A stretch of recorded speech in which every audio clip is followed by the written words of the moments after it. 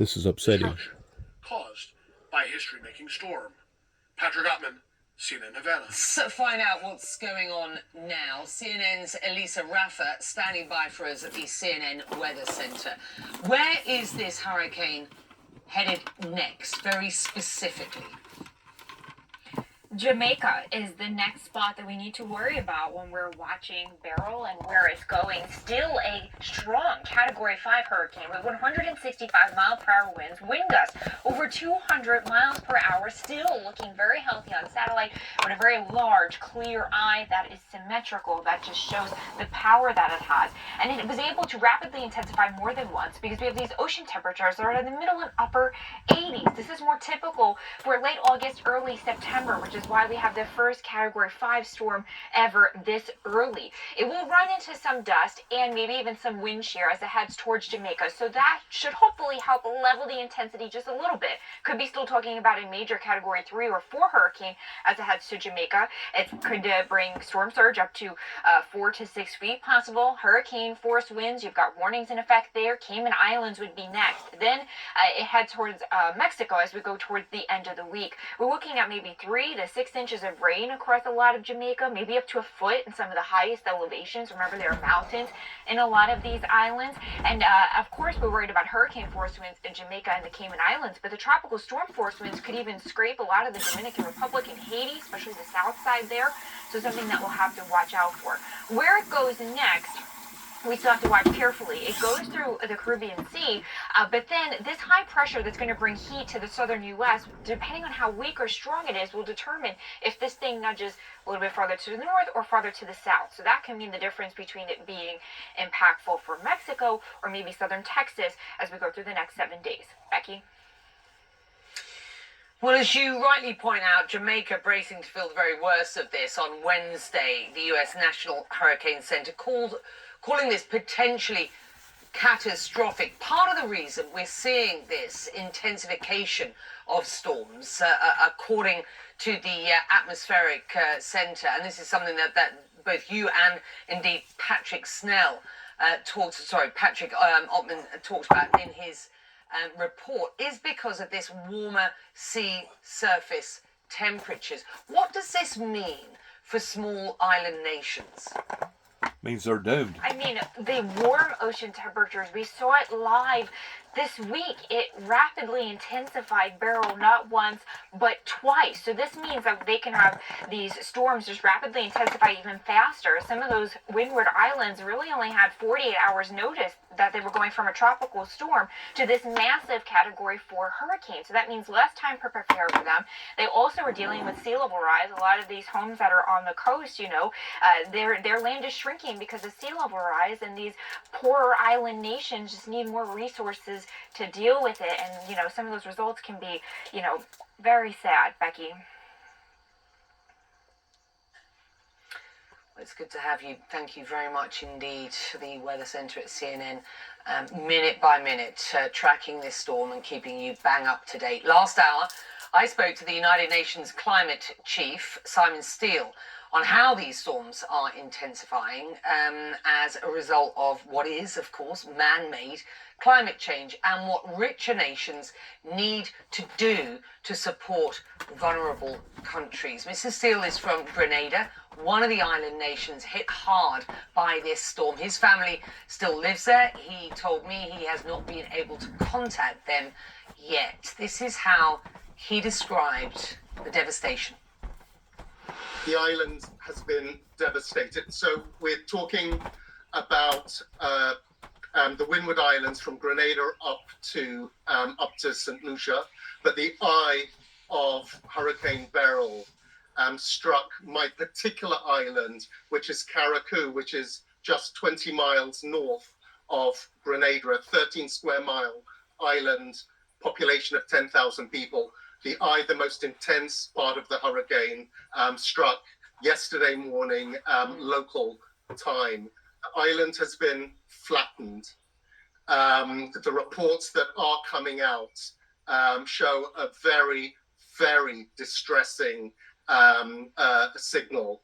I spoke literally just half an hour ago to some family members, and this current period, what they have just experienced, is traumatic, to say the least. There may well be losses of life. There's been loss of life confirmed in Grenada and up in St. Vincent. Look, I mean, this is a region that is not unfamiliar with significant storms, but this is historic, as I say, given that this is so early in the season. How is climate change exacerbating what we are seeing, Simon? Just explain. Well, with hurricanes in particular, we're seeing increased temperature year after year, global temperatures rising off the scales. That in ocean states causes the oceans to themselves warm, and the evaporation intensifies both the strength of storms that are generated, but also the frequency of storms. Again, year in, year out, we hear broken records of the number of named storms. This year, the Atlantic hurricane season is predicted to again hit unprecedented levels, the most active yet.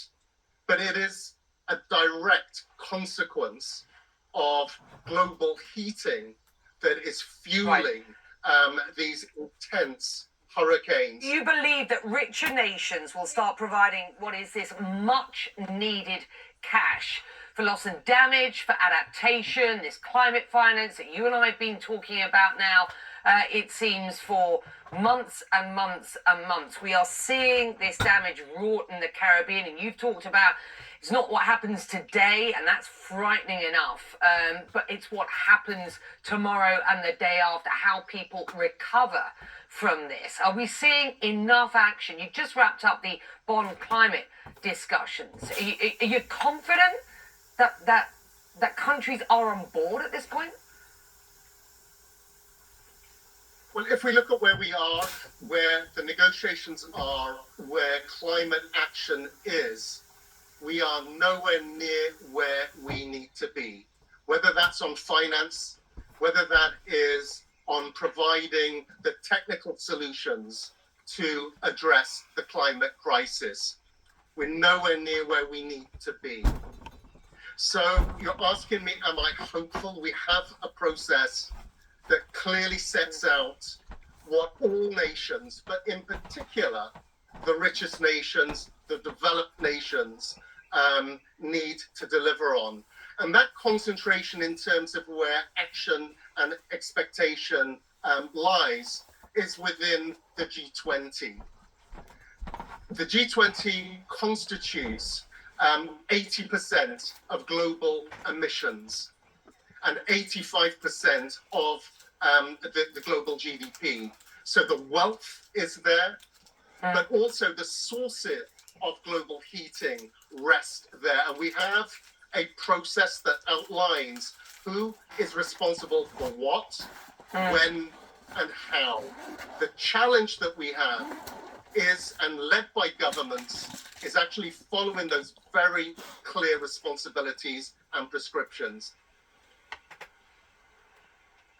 Well, that's Simon Steele, who is from the island of Carriacou in Grenada, and an update on the death toll. There are now at least 3 people dead from Hurricane Beryl, after there were an additional 2 reported deaths in Grenada in the last few minutes, according to the country's Prime Minister, who said the possibility that there may be more fatalities remains a grim reality. Well, parts of the US, meantime, bracing for potentially record-breaking heat.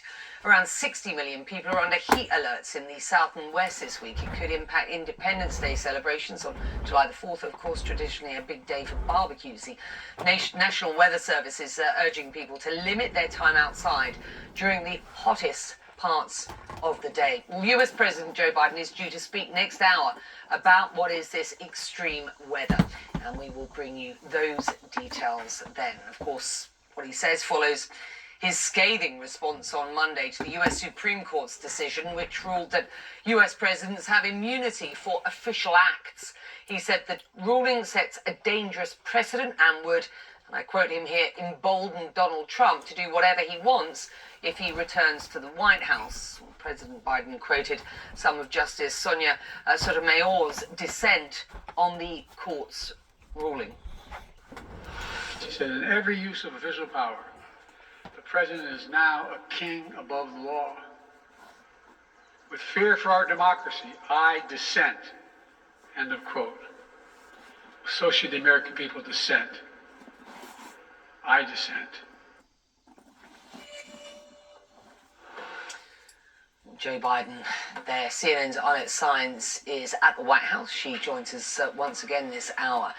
A pretty direct and what you might describe as dramatic response from the president, or perhaps, it's perfectly understandable, his tone there, Arlette, but his defiance also sort of in the face of what is this image of a president refusing to be pushed off the greatest political stage after what was a disastrous debate performance. What's the atmosphere at the White House at this point? Well, Becky, President Biden is clearly trying to turn the attention back to one of the central arguments from his campaign, warning that Donald Trump is a direct threat to democracy. All of this as the campaign continues to grapple with the fallout after his halting debate performance last Thursday night. Now, this speech marks the first time Biden was speaking at the White House since that debate and since returning from Camp David, where he spent a few days with his family, which is encouraging him to stay in this race. The speech lasted just under 5 minutes. The president read from a teleprompter and took no questions, but he did try to use this moment to warn of the stakes of this election, saying that the Supreme Court's ruling would simply embolden former President Trump to do whatever he pleases whenever he wants. And he was trying to encourage voters to use this as a rallying moment to dissent when they cast their votes in November. But even as the president was speaking out there publicly, behind the scenes, Biden's campaign is fielding calls from anxious Democrats and donors who are concerned about what the path forward will be for Biden, especially if he remains at the top of the Democratic ticket. They held a phone call, top campaign officials last night, with about 500 donors where they talked about the president, defended his health, and said that his candidacy remains on track. But you are starting to hear from some Democrats signaling some openness to replacing Biden at the top of the Democratic ticket. One of those was Congressman Mike Quigley of Illinois, who earlier today said that ultimately it's a decision that's up to Biden himself, but he also needs to take into account the impact it could have not just on his own candidacy, but on other Democrats as well. So still many questions about the path forward for President Biden at a time of high anxiety within the Democratic Party. Yeah, and Quigley there referring to those who are known as down ticket, those who will be up for election or re-election again in November. And we're talking about Congress, men and women. There is a real concern amongst Democrats as to just what sort of impact Joe Biden will have on their campaigns and their success going forward. I want you to have a listen to what journalist Carl Bernstein had to say last night. Arlette, stand by. These are people, several of them, who are very close to President Biden. They are adamant that what we saw the other night, the Joe Biden we saw, is not a one-off, that there have been 15, 20 occasions in the last year and a half when the president has appeared somewhat as he did in that horror show that we witnessed. So Carl Bernstein, talking about this kind of, the noise around Biden at the moment. What are those in Biden's inner circle? And this is important because ultimately there is an inner circle who he listens to and ultimately takes advice from, as we understand it. What are they telling him and advising him about the next steps?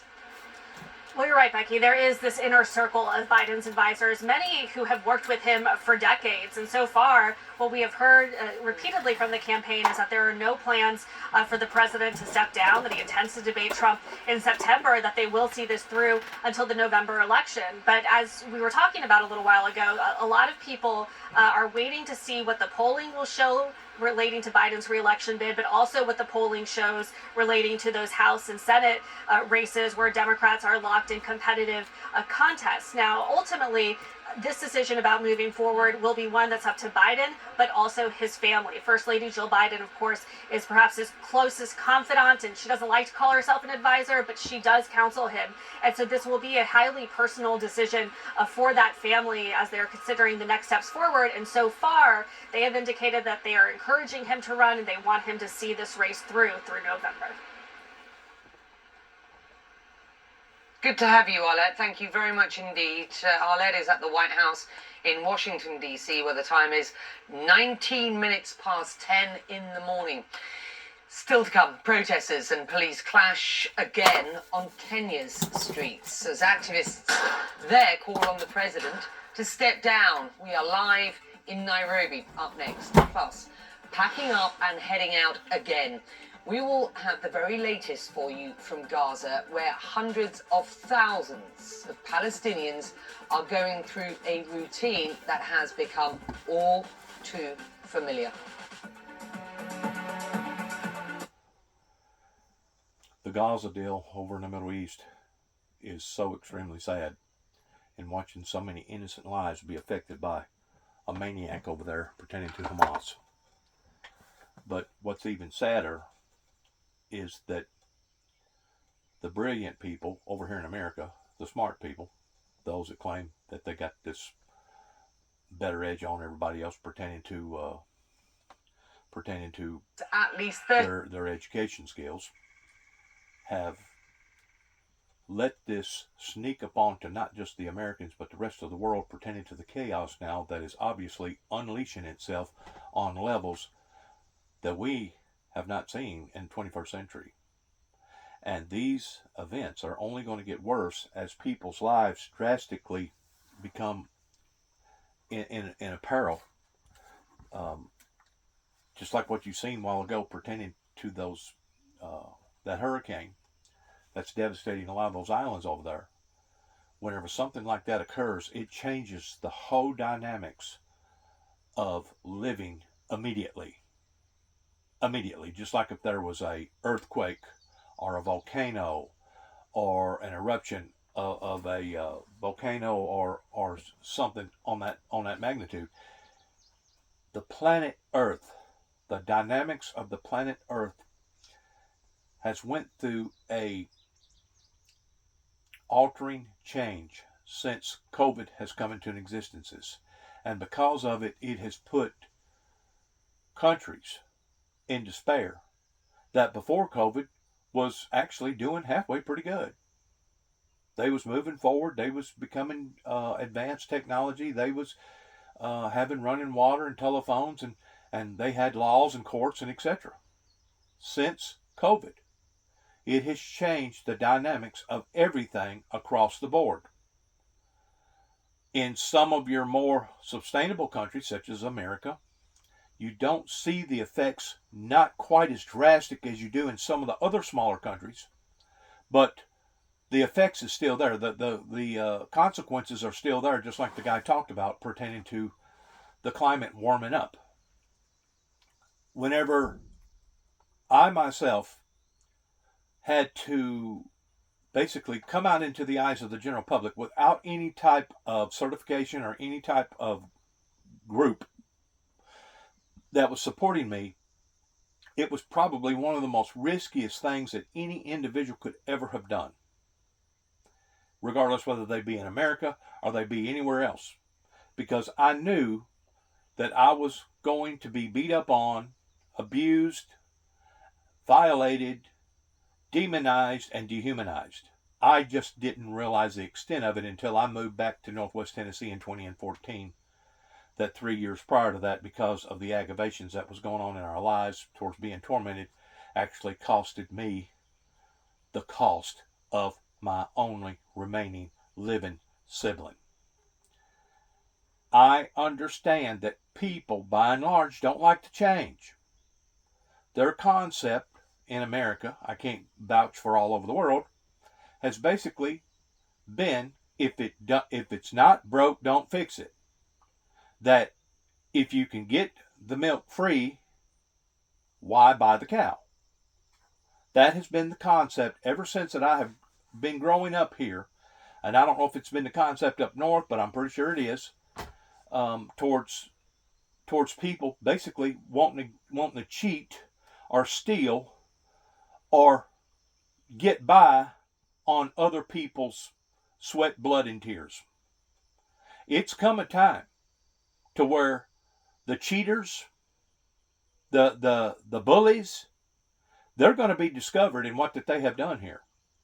I just got off the phone a while ago and trying to understand, talking to an individual that was familiarized with Cook County, Illinois laws, of how come these union agencies that are in control of law enforcement, how come they got the better hand over society towards you not being able to get the same information that they have gotten pertaining to public records. And according to this individual that I talked to, I'm not going to mention his name, he said because the law are basically like a card player in a casino, and basically the player, the hand, got the better hand. In other words, In fact, if they didn't do this, then it would sure enough be a Wild Wild West show out there. Get your new. But it's one thing for them not to prevent a Wild Wild West show versus actually taking advantage of their citizens. And that is what has occurred here pertaining to the lawlessness that the law itself has been practicing in the eyes of the people, especially whenever you get to looking at what has recently just happened with our Supreme Court voting down the fact pertaining to a United States president being liable for his actual authentic actions during the time of his presidency. Now, I'm fixing to say something that I know a lot of people ain't going to like. But whenever Donald J. Trump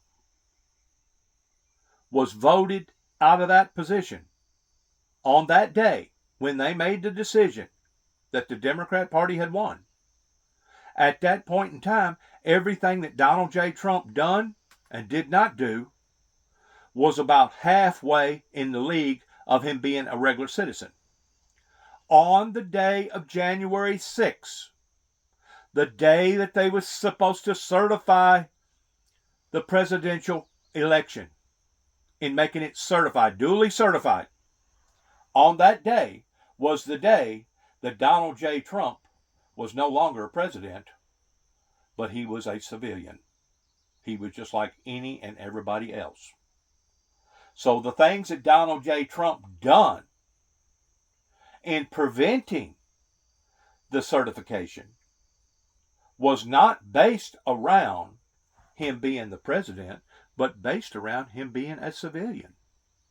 Now, I know it can sound complicating looking at the law, but I know that the Congress had made this decision yesterday in hopes of trying to maintain control over law enforcement here in the United States. Because once it reaches the peak or the climax that they have basically lost control of their own government, then you do got total chaos. And these are the things that I think that some people are finally awakening to and realizing, my God, we're in the red here, ain't we? Well, you've been in the red now for several years. Just so happens it has taken COVID, it has taken January the 6th, it has taken all the other bad things that has occurred either in Ukraine or over in the Middle East before the people are starting to realize what is happening pertaining to our own government officials. Whenever our local, state, and federal government all decides that they want to work under the pretense of being the Secret Service, in thinking that any and everything that they can do is secretive, and that the only way that you can find out the information that they either done or did not do that was either an advantage for them or a disadvantage for them is to hire an attorney and to go into the public records of finding out just exactly who said what to who and where and when and how and exactly all the other accurate truths that goes along with anybody's case.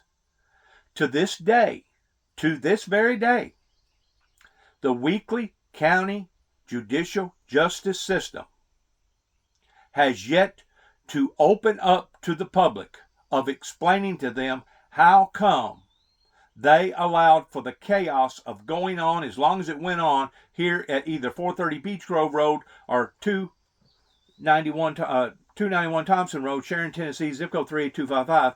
They have yet to explain how come they delayed in not pursuing more stricter actions. And the reason why that they don't want to release this to the general public is because they know if they do, there will be certain people, if not a great deal of people, that will side in understanding the reason why that I say certain people in this county needs to have their positions pulled from them on the grounds of dereliction of duty, including Johnson, that took the place of Thompson. And you can see where now these people are bailing. They're bailing out. Thompson bailed out. Mike Wilson bailed out. There's been other politicians, just like the guy that I was talking to a while ago. He told me that there was only 3 in Congress that was the old Congress. The rest of them has bailed. You know why they bailed? Because they know that they have failed the American people. And rather than face the piper, they're gonna basically take their gains, and they're gonna run with it, and they'll either go live lavishly in some sort of big mansion, or they'll go to an island or go to another country. That way they'll be out of sight, out of mind, thinking that these people, including Pam Blue, that worked under the guidelines of Tommy Moore, will never have to be held accountable for what has went on. Now, I'm not picking on Pam Blue because by and large, I like Pam Blue. I liked her. But whenever the ordeal happened from 2011 leading up to basically whenever I come back here in 2014, in how many people lost their jobs, how many people was having to write bad checks to survive, how many people was basically having to lie or cheat on telling the truth pertaining to their disability, knowing that if the truth be known, they could have hung in there and worked another 2 or 3 days or another 2 or 3 weeks or 2 or 3 months or 2 or 3 years. But because of the rigorousness that was going on in this area pertaining to the labor force, they decided to bail out. In the meantime, you had so many other people that took it on the cheek that, you can take just a $5 overdraft, and the next thing you know, if you don't catch it quick enough, it can turn into $150, $200 that you've done spent. So they're taking insult to misery and actually making it even worse. But they're telling us that they're doing this all in the name of good. They're telling us that they're doing this all in the name of prosperity and safety. Whose prosperity? Whose safety? Because it's obvious that whenever I come back here in 2014, leading up until my brother's death in 2017, that they did not give a rat's you-know-what up there in Dresden, Tennessee, pertaining to our safety and our well-being that was going on down here in the corner, basically the armpit of Weakley County, connecting into Obion County next to the Obion River. And there's so many other people's lives that have been dealt with the same way. And I've said this all along. Why would have the officials in this area have turned on me, just like Randy Brundridge of kicking me out of Central Baptist Church? Why would they have done this under the pretense that basically the only problems that I've ever had in this area was a few speeding tickets. I never got a DUI. I should have got a DUI, but I didn't. I never was a meth maker or a meth taker or somebody that was out here making drugs or causing people to go absolutely lose their freaking minds. But we got people today that got away with all that stuff, and they made a lot of money doing it. And now today they're in control. They're in charge, which makes the system that much more corrupter, because they got the deeper pockets and they can hire the Johnny Cochrans to represent them in case they do have some sort of a clash with law enforcement. So whenever Donald J. Trump talks about the two-tier system, it's more than a two-tier system. It's much more than a two-tier system. It's at least a three-tier system based upon the fact that these union agencies pertaining to our law enforcement people, regardless whether you're a judge, probation officer, regardless whether you're a deputy, a sheriff, or you live in town, they hold all that information private and secret. And somebody like me can get out here and we can raise a red flag to the things that they have done. But as long as it's not handled through a Johnny Cochran in exposing the whole truth, nothing but the truth, so help us God, they basically have the better edge over their own citizenship here in America. And I realize the reason why the system is set up that way, because if it wasn't, it would probably be total chaos, because sometimes good people has to do bad things to maintain law and order. That's the reason why our police cars, by and large, are two different colors. You got one aspect representing the good of humanity. You got another aspect representing the bad of humanity, that sometimes you got to use bad tactics to go up against bad people. And because of it, it makes the good people that are having to use the bad tactics, it makes them look bad. I understand the concept of it. Don't get me wrong. I understand the concept of it 100% towards them trying to protect their own unity, regardless whether it's local, state, or federal. But whenever it reaches the point that the American people are no longer in control, and I'm pretty sure that's the reason why Congress done what they done yesterday, was to try to maintain some sort of control, because they know that what the people done up there in New York was against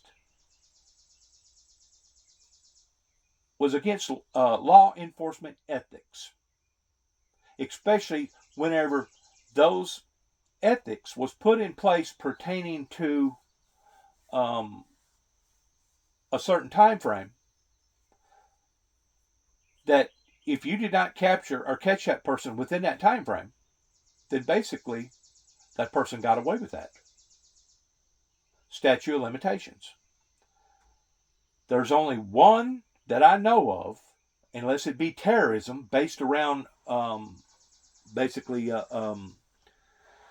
somebody that's a sure enough terrorist working against the United States. There's only one charge that I know of that does not have a statute of limitations, and that's the statute of murder. And that's the reason why I felt it essential to take it upon myself to go out west, to spend 3 days and 3 nights at Mount Carmel, Waco, Texas, and then go from that investigation up to Oklahoma and do what I done out in Oklahoma. But I had no idea that these people was going to respond the way that they did out in Oklahoma. That was a reference to what that they was being told here in Tennessee pertaining to the Nashville authorities that's basically in control of our lives. I'm talking about our Senate.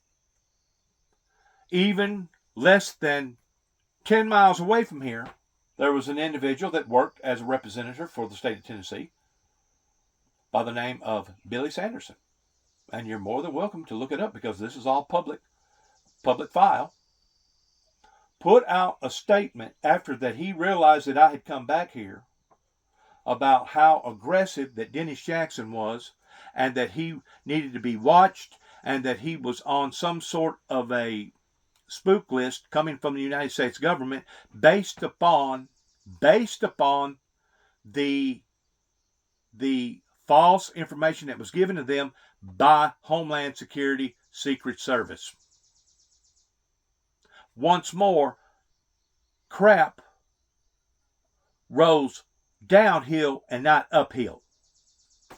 My story begins at the White House whenever 9 tapes went to Ronald Reagan shortly after March 22nd, my birthday, whenever I made 3 copies that I was basically taking my life at that particular point in time and documenting it and putting it on audio form and sending it to the White House. This and that was the only reason why, pertaining to the Holy Spirit, that Ronald Reagan achieved what Ronald Reagan did pertaining to ending the Cold War. Now, I know a lot of people, whenever they hear what I'm talking about, they'll go, well, this guy's just rattling off a bunch of stuff.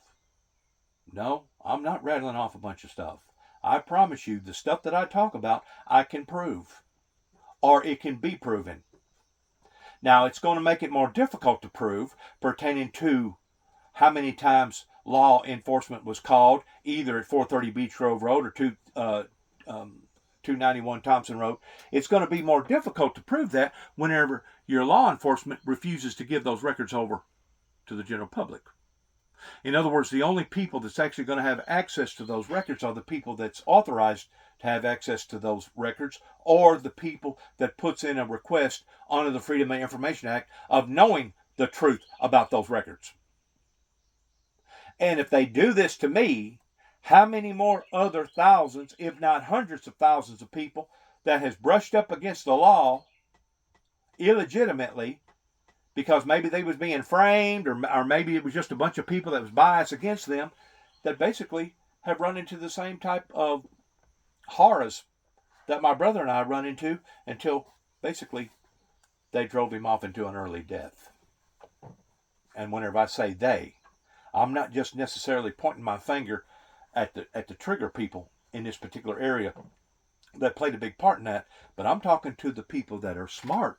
I'm talking to the people that are educated. I'm talking to the people that was supposed to have known better than to have brought this type of bias against an individual based around gossip and hearsay.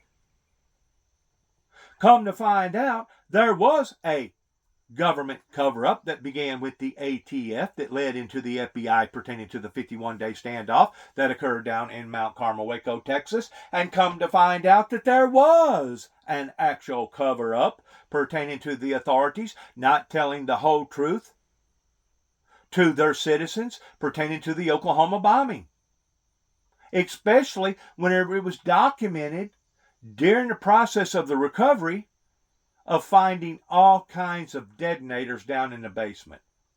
Or maybe it was the first floor or second floor. I don't know where it was. But anyways, they found dozens of detonators in that building that once more not only proves my case towards them lying to their own people, but it also proves my case that somebody had brought in explosions in that building that was not supposed to be brought into that building, that I believe was supposed to have been used on the Branch Davidians, changing the concept with Janet Reno and Bill Clinton after about the 40th day of going from a rescue mission to a doomsday mission.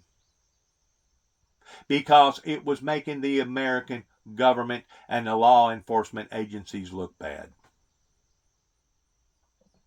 Now, I could go on and on and on from the civil rights movement all the way down to the Civil War of how these people have illegitimately tried to stonewall the American people.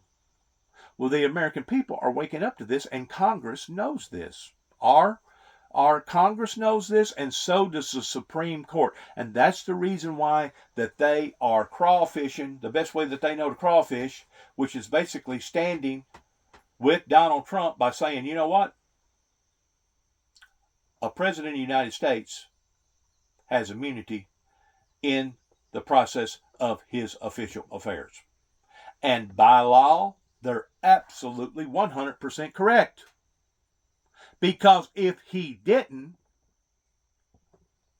let's say there was a bad pandemic I don't forgot the name of the movie. I think it was called Outbreak, where there's an actual pandemic that was killing hundreds of thousands of people in America. I mean, we was dropping like flies.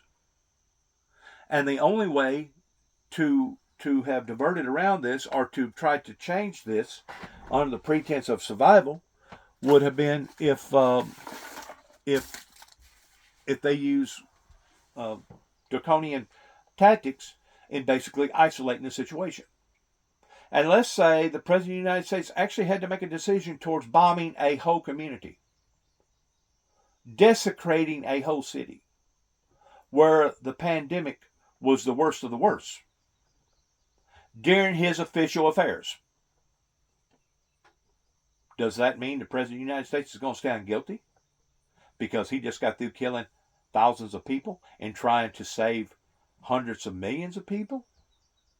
See, that's where the tight line walk comes in at, the balance walk comes in at, pertaining to an official being held accountable for their actions during their actual authentic activation. Whenever Donald Trump done what he done, and this should not be debatable in the eyes of me. Whenever Donald Trump hyped up everybody and their brother, and it was a hype up situation. Now he can blame it on Nancy Pelosi. Nancy Pelosi can take part of the responsibility towards saying, "Oh yeah, I was given the responsibility, and I should have made a better call towards bringing in National Guard that day," pertaining to anybody seeing the hype that had been hyped up for months and months and months, and it was only getting worse and worse and worse because you heard this on TV again and again and again, pertaining to all these different agencies that was calling out that were getting all these red flags, should have known that if any time to have brought in extra security should have been that day. All right, so Nancy Pelosi has favored towards taking a little bit of responsibility. But where does the whole responsibility fall upon? Think about this for a second. Where does the buck stop? If Donald Trump was still president of the United States and he was still making these calls, the buck stopped with him towards him being an official, authentic person still in active duty. And he should have overridden Nancy Pelosi's decision towards saying, you know what, I don't care what you think, we're going to bring in extra security out here and we're going to make sure that our streets are safe. But he did not. A matter of fact, it was Donald J. Trump that kept hyping, and he had, Rudy Giuliani, he had all these other different people. One of them just went to jail recently.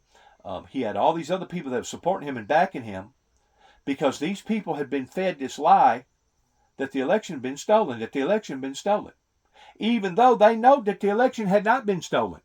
I've actually had people come to me and say, Dennis, why don't you side with the fact that Arizona or Georgia or Pennsylvania or I think it was about 6 different states was lying about their election activities.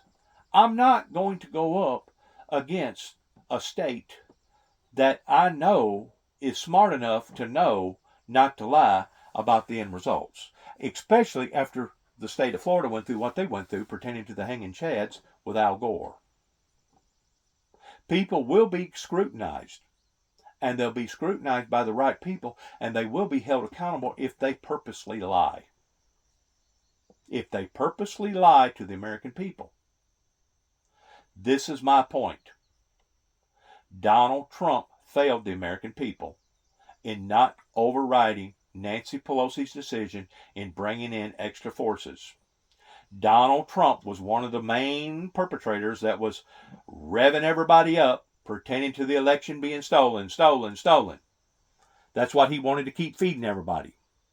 Along with telling everybody, oh, the world ain't warming up. We just need to drill. These people are on a completely different mindset or reality than what the true reality is, that actually went as far as Donald Trump hyping people up and telling them to go to the Capitol building and raise teetotal Cain. And we're going to have our Supreme Court that's going to override that and overlook that. I am seeing so many cracks in the system, it ain't even funny. And I'm not saying that I support the Democrats more so than I do the Republicans, because as far as I'm concerned, both parties have failed the American people.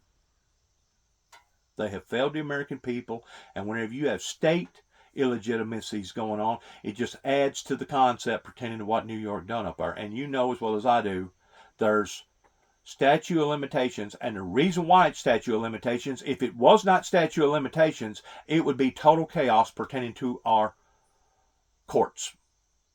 You would have people dragging up stuff that happened to people 50 years ago, holding old vendettas over people that done something to them 50 years ago, if it wasn't some sort of statute of limitations. And I realize some of those statute of limitations can be improvised or even compromised to some degree, but what New York done was just a broad show of gross negligence, if not even beyond that, of what they done in front of the world, which once more makes us look that much more tinier and that much more smaller in the eyes of the world. Now, you can think all you want to think about me, people like Al Gore, other people pertaining to environmentalists that continue to keep raising a red flag to the problems that we're experiencing now that are only going to get worse. But the fact of the matter is, they're only going to get worse. Now, you can scream, you can yell, you can get down in the floor, and you can throw a temper tantrum. Cup winning cricket team. But the problems is only escalating pertaining to the forces of nature because of what we're doing to Mother Earth. Hurricane Beryl. In fact, former Indian cricketer Robin Singh was there to attend the match and posted this video to social media. The powerful storm, of course, churning through the Caribbean as we've been reporting. India were in Barbados. They became the newest T20 World Cup winners after defeating South Africa on Saturday in Bridgetown, the capital of the island. It's India's first T20 win in 13 years. Well, BBC Sports reporter Hemi Moran is in Barbados as part of the BBC commentary team for the final. He joins us on the line live from Christchurch, Barbados. And just describe what you have been through in this, past 36 hours or so, Henry. It's been a dramatic 36, 48 hours. As much as anything, the anticipation of what was to come from the storm. We knew that it was going to be bad in the end. It wasn't quite as bad as it might have been in this part of the Caribbean. Certainly the preparations and the drama of the storm 24 hours ago was something that those of us that come from slightly more clement climates weren't used to. But I think there's a real sense of relief, if nothing else, here in Barbados, that though bad, it could have been an awful lot worse. How did people prepare? I mean, after all, there was this incredible match, an incredible final. I'm sure much of the island will be cricket fans, content to be watching that. But how were they preparing for this? Well, I think a lot of people were preparing in the sense that they knew that once they got into Barbados, this storm was coming at the latter part of the weekend. The game itself was on Saturday. And so it was really trying to sort of provisions, and that has been the big issue for people over the last 48 hours because flights yesterday were cancelled, Grantley Adams International Airport closed, and suddenly you've got a huge backlog and people trying to get off the island that was absolutely packed full of supporters here to watch the cricket match. And so trying to find a way of getting off the island almost before the incident and the event had happened was the key preparation for those arriving. For those here, living here, it's a fairly well-rehearsed routine. I think people are used to big storms. The big concern is how early in the year this storm has come. Yeah, and this is an historic storm for that reason, of course. It's the most ferocious storm that the islands in that part of the world have had as early as this in a storm season, of course. Look, let's talk about those who got stranded there, because as much as we talk about the players and what an absolutely wonderful tournament this has been, and a tremendous final and a win for India, which has been celebrated not just in India but around the world, where there are huge bevies of Indians, including here in the UAE. But to get that broadcast, of course, means that there's so many people behind the scenes, those who, the engineers, those involved in the broadcasts. If you can still hear me, Henry, when are you expecting to get out? Yes, telecommunications been a patch over the last 4 hours. We used to leave actually on Friday when we were always going to after a few days break here. But all right, I'm going to go forward right here. It's pretty obvious that these weather events are intensifying, and they're more frequent, and they're only going to intensify and become more frequent. Just like 50 years ago, we basically only seen a Category 4 or 5 hurricane every 100 to every 50 years, and then it moved up to scale to every 20 years. Then it moved up to scale to every 10 years. Now it's almost like every year we're going to see Category 4 or Category 5 hurricane, and some of these places can actually be hit more than once. I think it was shortly after 9/11, whenever Florida down there was hit, or the South Coast, the East Coast and the South Coast, was hit by multiple hurricanes for several years down there, again and again and again. So the intensity and the frequency of how frequent that it happens is only getting less and less and less. And if you can't understand that and comprehend that, it's probably because you don't want to comprehend that. You don't want to face the truth. Kind of like if somebody was to walk up to you and say, well, your son or your daughter, or your mother, or your father just got through being involved in a bad accident and they're dead. At first, whenever somebody tells you that type of bad news, which is just, it's the practical thing, I guess, for any human being to think, is to deny it. No, my son is not dead. My daughter's not dead. My mom and dad's not dead. No. You just want to completely reject the truth. That's part of the human race. That's part of the human factors that goes along with bad news. You rather not accept the fact towards what has occurred until later on you realize that it did occur, and now there's no way for you to deny it. Well, that's basically where the Homo sapiens are here upon to the planet. They're in this let's wait and see mode. Well, that's the mode that they was in going all the way back to the late 70s during Jimmy Carter's administration, whenever scientists went to the White House and explained to them that if we continue to do what we're doing, these are going to be the consequences involved in it. And the White House basically spoke up at that time and said, well, you know what, get back with us whenever these things start to occur. Well, now they're occurring. And if the truth be known, if the White House would have taken these things more serious, more drastically serious, going back basically 50 years ago, we would not be facing off on what we're facing off on, not just in one continent, but on all the continents. So the professional people, the educated people, the people that was supposed to have known better, has failed us. It's obvious that something has horrifyingly gone wrong. And because somebody such as myself goes to the core of origin of when it went wrong, why it went wrong, I still have people that is skeptical. Well, why are you having people that are skeptical? Because the whole truth, nothing but the truth, has not been exposed. And it won't be exposed until these evil, cruel people open up pertaining to what, when, why, and how, and etc. In other words, it's going to take the people to force these people in a plan of action of telling the truth. If I was not telling the truth, and if I could not prove it, or if it could not be proven, I promise you I would not be going and making a stance before the public. But I can prove it, and it can be proven. towards the things that I talk about, towards various people in America that has taken a part of this rebellion. And because of it, there's consequences.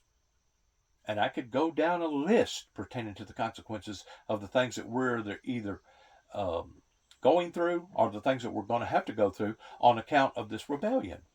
Because as of right now, in the year 2024, I truly am convinced that the second coming of the Lord pertaining to the rapture should had already taken place. We should have already seen a major revival. We should have already seen the meek inheriting the earth, the true meek, and we should have already done an about face pertaining to the church, the bride, preparing itself for the bridegroom. Now, all these countries that don't believe in Christ, they're going to suffer even worse than what the countries that are serving Christ.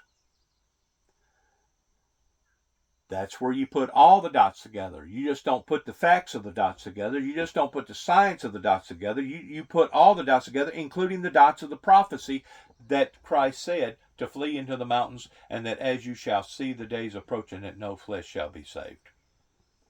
And if you're not intelligent enough to do that, then obviously me and you, or you and me, whichever way you want to look at it, are on two different pages. Now, people like myself continues to raise a red flag, putting out advisories and warnings again and again and again. And I'm not the only one that's been ignored. Destruction in the Caribbean in the wake of Hurricane Beryl, the storm intensifying and heading toward Jamaica. CNN has a team of reporters across the extreme weather lines today. Plus,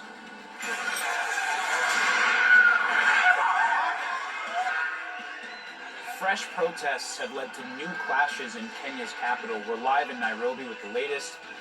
And the harder that times get, the more of that stuff we're going to see, which once more is a fulfillment of Bible prophecy where Christ said that there would be wars and rumors of wars and that there would be commotions in the final and last days. In the final and last days. That's the complications that we're running into because of the consequences of what didn't happen and should have had happen going back into the late 80s. Of 165 miles per hour. That's more than 265 kilometers per hour. And the storm has already wreaked havoc in the Windward Islands. At least 3 people have died, with the storm leaving behind what one official described as a path of immense destruction, pain, and suffering.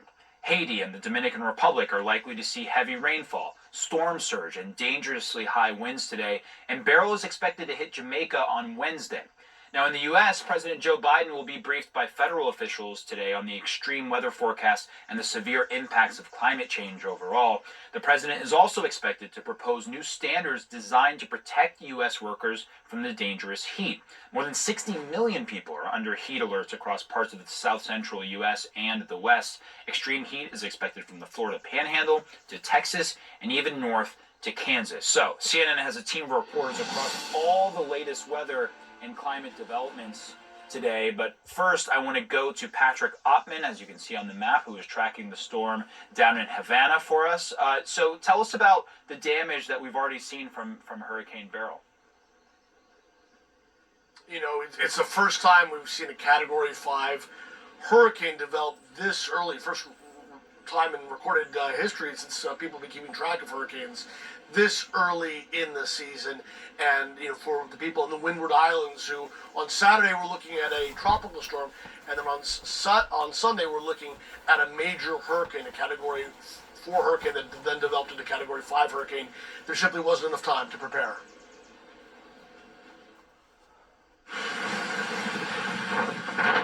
With wind speeds of 150 miles per hour, Hurricane Beryl makes landfall in the Windward Islands. The storm closed schools, businesses, and airports across the islands of Grenada, Barbados, and St. Lucia. As Beryl rapidly intensified, officials urged residents to seek shelter immediately. You have to be off the road. You must be off the road. There are instructions to the police to enforce this. You have to take care of yourself. You have to look out for your neighbors. and your friends and your families. The hurricane knocked out power in about 95% of Grenada. In Barbados, over 400 people were evacuated and housed in hurricane shelters, the nation's chief shelter warden said. Some people only had hours to prepare, and lines formed at gas stations and grocery stores. I think that I am well prepared, but I'm just getting a few more can items. But in terms of the house preparation and things like that, I have my water, bottled water and collected water. I have my extra food stuff, my batteries, my battery lights and so on. So I'm well prepared. The National Hurricane Center warned life-threatening storm surge would raise water levels 6 to 9 feet above normal tide levels, leading to potentially catastrophic damage in low-lying islands. Abnormally warm waters fueled Beryl's alarming strength. Record temperatures driven by climate change. Hurricane season began June 1st, but already there is no shortage of pain and destruction caused by a history-making storm. And as Beryl heads towards Jamaica... And you got to keep in mind, Christ put out these warnings. He put out these advisories. He said in the last days that we would see things in the heavens and see things upon the earth such as humanity has never seen before. So the professional people, as well as the spiritual people, have let us down. They have let us down, and now we're all in behind the 8 ball pertaining to the risation of the oceans and the intensifying of the storms. This early on, and so... Let's see if we can go forward here. I think we've pretty well covered enough of the storm damage, and I know I say that there's probably going to be extensive even damage or testimonies pertaining to all this. Let's see if we can't get a recording here of the president and what he's going to say in regards towards the storms and probably even what the Supreme Court done yesterday. So let's go forward. Let's go forward. Let's go forward. Let's go forward.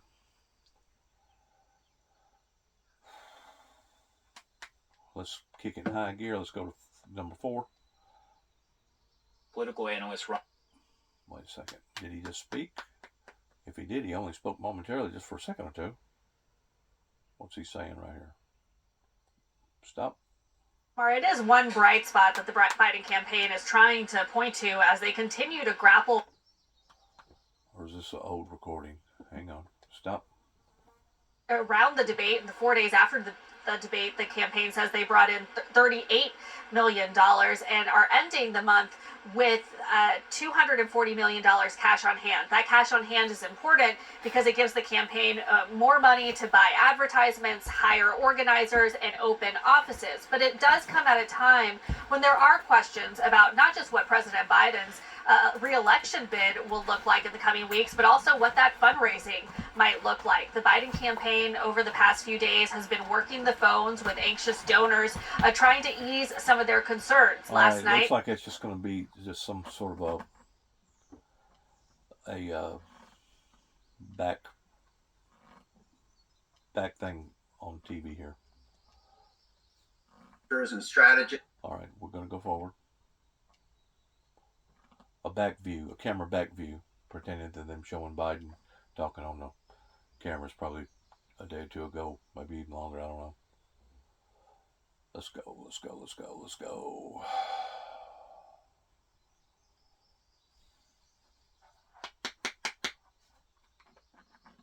I mean, there's going to be more and more pictures that's going to come in of devastating affairs pertaining to the hurricane. You may as well just expect that.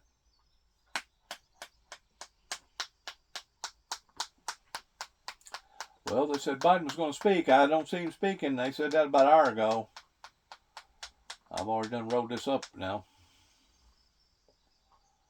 Let's see, let's see, let's see. Getting closer, closer, closer to the hour. Some sort of a break on Trump, and that means the House and the Senate. It may very well turn out that the Senate and the House, best argument, and a powerful argument that we could put forward is we can't let Trump have both houses. or one or the other house. So I think we've got something going for us here in a negative, unfortunate way. However, I want to go back to what I said a moment ago, and that's Trump's performance was horrible, not only in his inability to answer or unwillingness and inability to answer the question, but also in his continued propensity to attack and to lie. In terms of President Biden's performance, as I'm sure you know, a lot of his answers were halting and at times, honestly, just didn't really make any sense. A lot of the time, he was quite simply incoherent. A lot of people had been concerned about President Biden's age going into the debate, and after the debate we saw on Thursday, they're even more concerned. What do you say to people who say that, look, if President Biden stays in this race, it only makes it that much more likely that come November, Donald Trump will be president of the United States? There's a long way to the election. The day after the debate, did you see the president in North Carolina, very, very strong, very articulate, and coming on very clear about his capabilities in one of the strongest speeches that I've heard him give since the State of the Union. Now, somebody always reading off a teleprompter. I know you read off a teleprompter, and I do from time to time. It is no easy task to read off a teleprompter, and along the way, make the ad-lib remarks, which he did. He proved the next day, following the debate, that he's perfectly capable to stand before an audience, to go at it strong, and to hit each issue clearly. We'll see what happens in the days ahead. I suspect that he will be repeating that over and over, and I know you and the press, you all want to have a press conference so that you can try to stump him. Well, I suspect you'll have that opportunity in one form or another before long, and I'm quite certain that Biden will measure up to the task. I mean, I think that what a lot of people are saying that Democrats need to do at this point. Let's change channels here. Let's see what's going on here in other channels, pretending Biden fixing to speak, because he never spoke. Strategist and Harry Reid for many years. So, Charlie, you were listed in the Dispatch article as one of the former Republican, never Trumpers, who was part of that meeting. Did people come out of that meeting reassured? Where are you now on whether the president should continue on or step aside? Well, that meeting was private. I'm going to keep the conversation confidential. But I am where I have always been, which is that, look, we can't continue the denialism and the gaslighting. President Biden has, I think, very clear options right now. Number one, I mean, he's either going to have a long-form press conference or a sit-down interview, like 60 minutes, to prove, in fact, that he still has it. And we have to have credible medical information about his condition. If he can do that, there's a potential he can turn this around. But if he is not able to do that, and he has not done that so far, then I don't think that there's really any alternative. Look, the American people saw what they saw. 50 million people saw it with their own eyes. And you can't simply say, to quote George Orwell, the party simply can't say to the public, ignore the evidence of your eyes. So right now, I think that the Biden team is...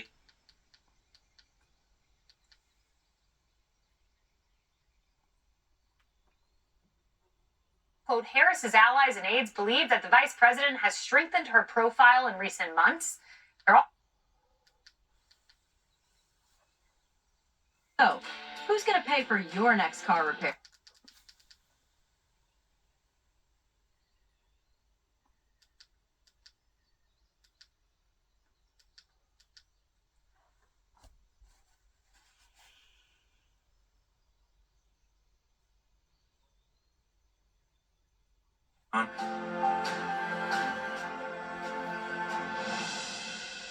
I have deployed 7 times in my career. 7 tours. Mine with him also embodies that relationship. There's a lot that we disagree on, but we do a lot of work, good work, together. We are having a debate, though. We don't want you guys to agree too much. I got you your 20 seconds back. I see that. With all the pressures to change that, and particularly from the United States in the late 19th century and the early 20th century, when the United States outlawed practicing culture, publicly, outlawed native religions, outlawed speaking native languages, took children from their homes, from their cultures, and put them on trains to far away to try to make them not be part of their communities anymore. The fact that, some of those children went back home and learned those lessons from their grandparents and their parents, and insisted on that their grandparents and parents insisted on that their kids would continue to be Kiowa, or whatever they were, is just amazing. And I think one of the things she's talking about our government wanting to suppress people, just like they have tried again and again and again towards trying to suppress me. And they have tried, first of all, initially through the psychiatric medical communities of doing that. And then after they realized that that wasn't going to do them no good, after 9/11, that's whenever they changed their strategies towards actually trying to make me out to be a homegrown terrorist, beginning right here in Weakley County, in Martin and Dresden, Tennessee. I cannot be more accurate about that assessment. It was bad people doing bad things that was supposed to have been presenting themselves as good people doing good things, but instead of them attacking the true enemy, they was the enemy. From within.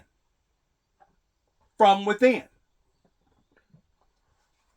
And one of the things I try to talk about in every chapter is the importance of women in just that quieter, maintaining culture, maintaining identity, even through adaptation, through change, because all cultures change, right? But to just maybe quietly speaking the language at home, telling their kids over and over who they are. You know who you are. We know who you are. Even if it's school or whatever, you don't talk about it. I think that's maybe the biggest key to how they survived as nations. And she's right. All cultures, by and large, do change. But usually it takes a force to cause that culture to change. Now, that force can come in the form of others who will modify horrible bad things that can happen to that culture, or it can actually take place in the form of a spiritual revival. Funny because the only option. The spiritual revival is the part that I lean more towards on wanting to see, and I still don't get no participants in that area. So inevitably, if you don't change in one form, you will change in another. And I just hate to see us going through so much horrors just to be able to make those final conclusions that, wow, this is something that we probably should have done a long time ago. It's hard for a society. It's hard for a culture to change. It really is. It's hard for them to change. Out of sight, out of mind. Don't fix it if it's not broke. Why buy the cow if you can get the milk free? Whenever you have all those different concepts rolling into one, you have a doomed society that is not willing to do so voluntarily. That's whenever the powers come into play pertaining to the great sorrows. Thanks again. Good luck to each and every one of us. I got too many things to have to do. I want to pray for those that are in the pathway of all these different events happening all over the world. And just want to say good luck to all of us. Happy 4th of July. And God bless America. God bless our troops. And God bless our endeavors towards where we go from this moment on. Heaven, please help us all in these despicable times that we're living in. God bless. Shalom.